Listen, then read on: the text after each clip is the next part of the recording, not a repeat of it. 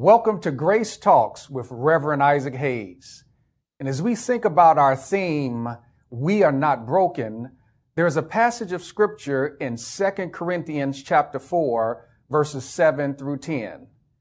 And it reads, "But we have this treasure in earthen vessels, that the excellency of the power may be of God and not of us.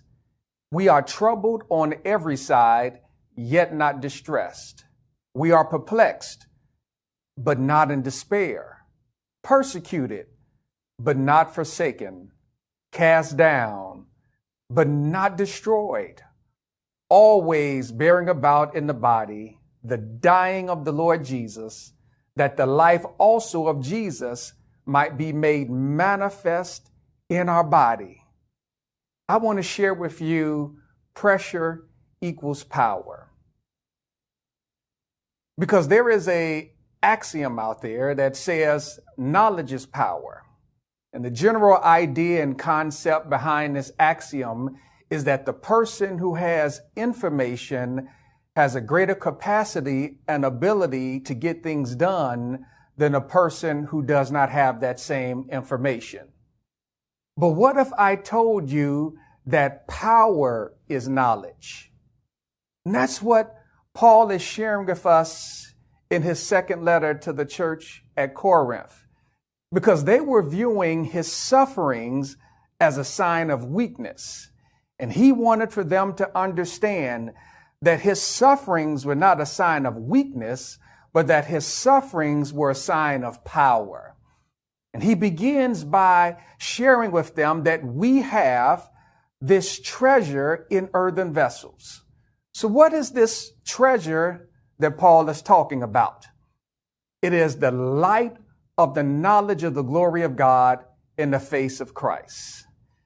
In other words, it's our understanding and revelation of who Jesus is. And the reason this is important is because Paul is making a distinction. He's making a contrast between darkness and light. He says that people who don't believe the gospel are being blinded by Satan. He has kept them in darkness or in a state of ignorance. But because of the power of the gospel and the power of Jesus Christ in our lives, our minds have been illuminated. His light has been revealed unto us. And so in contrast to Satan's darkness, we walk in the revelation of God's light in the gospel of Jesus Christ. And so there is this distinction now between ignorance, represented by darkness, and light, represented by revelation.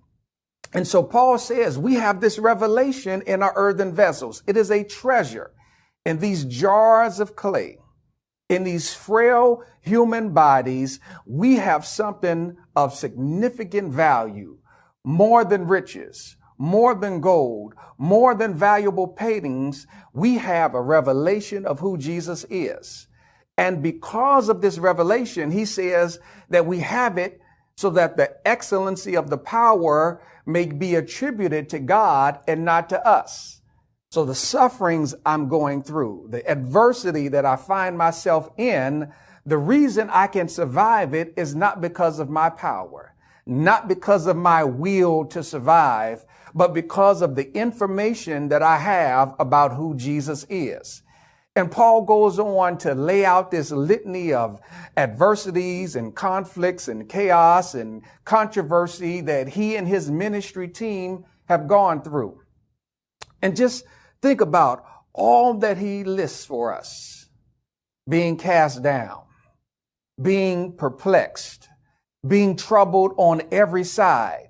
And as we live through COVID-19, I think you would agree that from the death of George Floyd and the protests to being laid off from our jobs, from family members contracting the virus and some even dying from the virus, from having to wait in food banks and get food, some of us facing eviction, we really are being troubled on every side.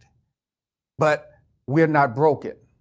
In the midst of all of this confusion, in the midst of all of this hardship, we still find ourselves not just surviving, but thriving.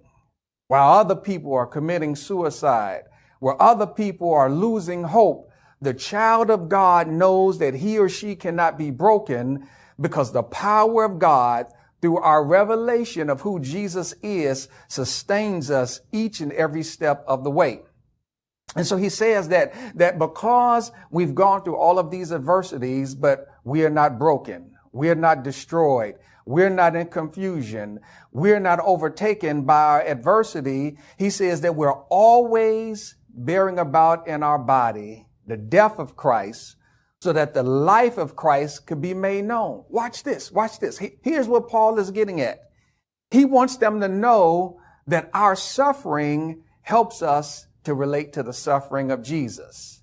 And just like he died on the cross and was buried in a tomb, it took the power of God to raise his earthen vessel from the grave. And so while it may seem like you're defeated, while it may seem like you are down for the count, your suffering is just an opportunity for the power of God to be revealed in your life.